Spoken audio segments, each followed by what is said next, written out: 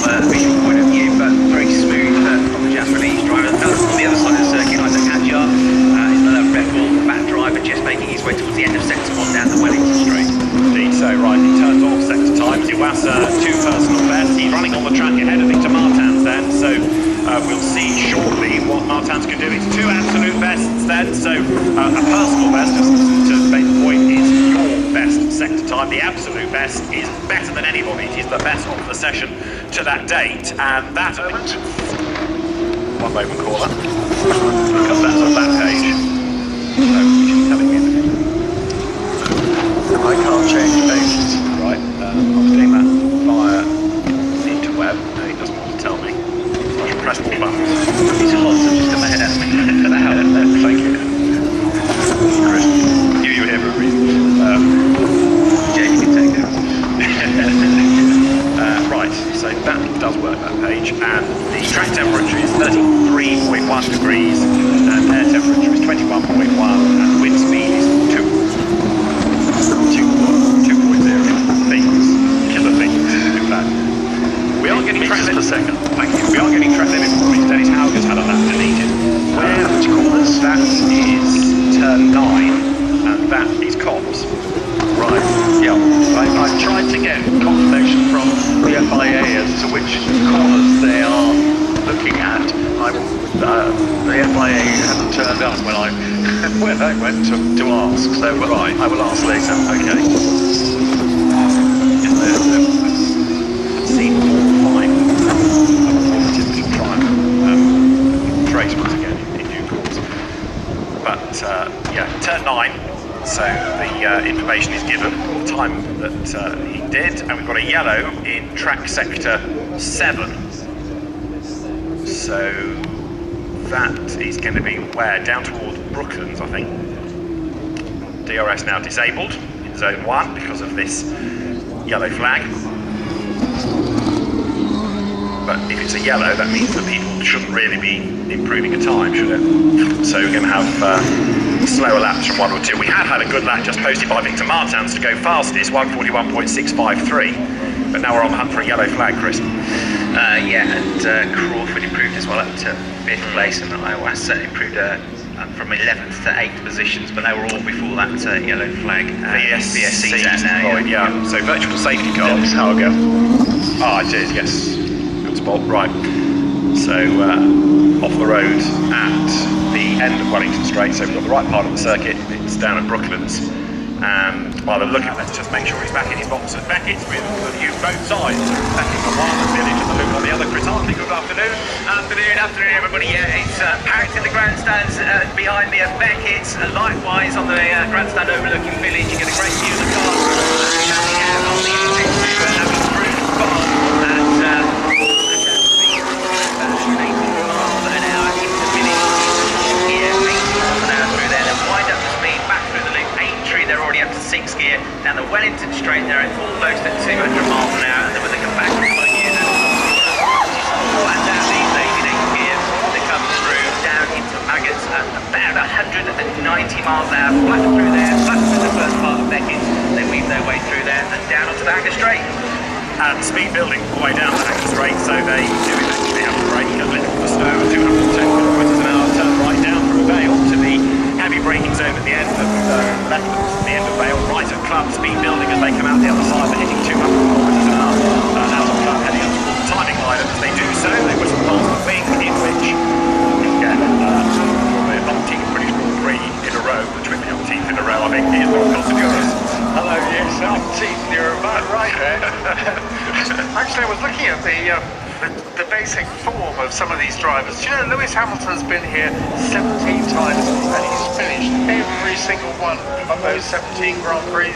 And Fernando Alonso, this is his 20th British Grand Prix. To a couple of the people there this morning, and they said, well, you know, this might be quite a good track. Like the other one were. You know, that just drives the teams even more. All right, so from Red Bull, let's go to Mercedes, because of course there is enormous support for Lewis Hamilton here. There is enormous support for George Russell. There's a bit of optimism. They've got a new front wing, but it's still tough to find that last couple of attempts to get up to Red Bull, isn't it? Absolutely, yeah. Front wing and air plates as well. They've primed to blow for the big, but it is quite extensive. He had a couple of second places and a third place in Canada. He had fastest lap in Monaco. George had a third place in Spain, Azerbaijan. So there have been glimpses of the previous form and the previous record.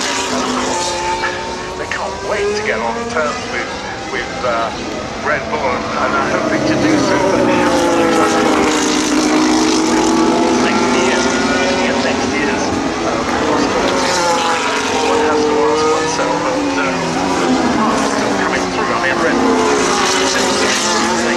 they've reduced the brake dumps for this race. He's getting himself out of grab now. Yes, successfully. Into Greece, that Newton last year, but he's got himself going again.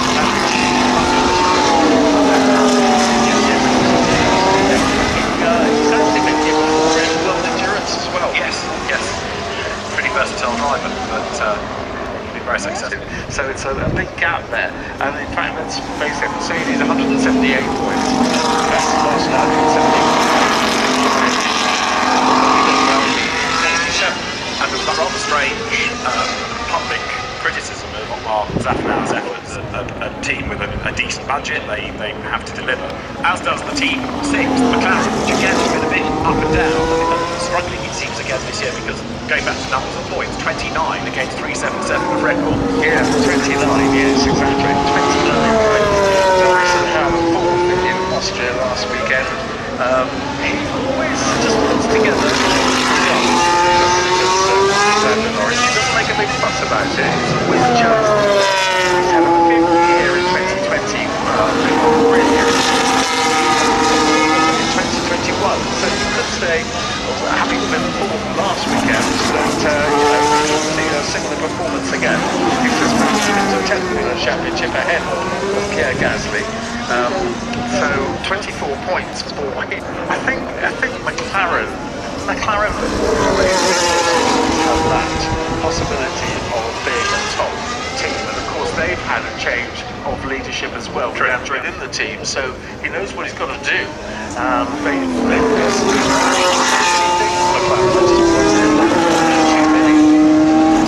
Possibly so, yes. Zach Brown has the determination to let that team succeed. Now, the money grab past F1 team swear, Gunther Steiner, the redoubtable Gunther Steiner's loquacious efforts to get the team up the grid. They have good days, they have bad days.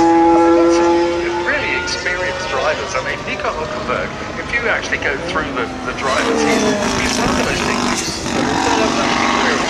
most experienced drivers. He started, way back shortly after Lewis Hamilton in 2020. Nico Hülkenberg. There's a lot of experience there, but and occasionally you see extraordinary flashes of seventh in Australia. Kevin Magnussen twice 10th so far this year. He's got 2 World Championship points. A little bit disappointing in a way. Yeah, it's always about it, isn't it? Yeah, right, okay, now they It's not quite. exactly, doesn't happen. Just getting Sam in the list of retirements of many degrees now is 0. And at the end of the championship table, 2 points is Scuderia AlphaTauri, which is having a really tough season. Is coming in from Ferrari and replacing Franz Tost, who was going off to race cars.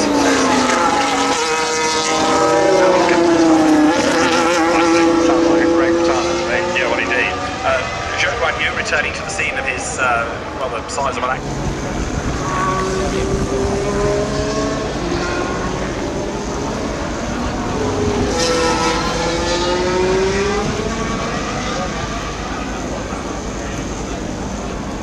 Test, I think, is another week where this circuit is going to be made wet and cars are going to be fitted with a mud guard to see how that affects the amount of spray that they generate. Yes, exactly.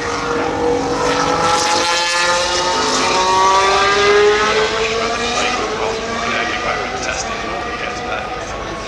Anyway, the prior second session.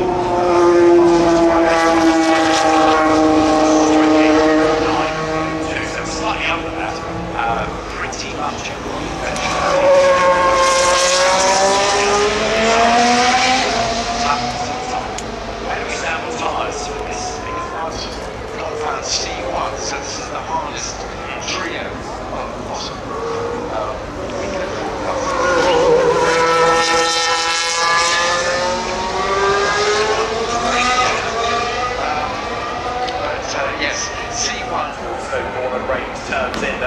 right, look out on the outside. That's